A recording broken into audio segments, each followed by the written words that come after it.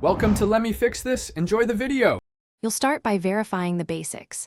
Make sure your iPhone 8 is updated to iOS 14 or later, because BackTap relies on that support. Once done, open Settings, tap Accessibility, then touch and choose BackTap. Make sure you're ready to assign either double tap, triple tap, or both. This is the first actionable step that turns a gesture into a command. As you proceed, keep the phone on a flat surface to avoid accidental inputs while you assign actions. Next, assign what those gestures actually do. Tap double tap or triple tap in BackTap, then scroll the list to pick a built-in action like Screenshot, App Switcher, or Accessibility Shortcut. If you want something custom, open Shortcuts and build the shortcut first.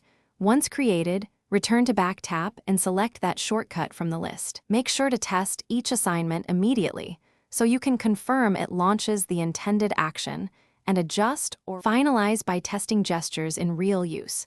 Tap the lower center back of your iPhone with a firm, natural double or triple tap to trigger the action. If it misfires, refine assignments or adjust the shortcut logic. Sometimes moving the gesture to the other tap helps.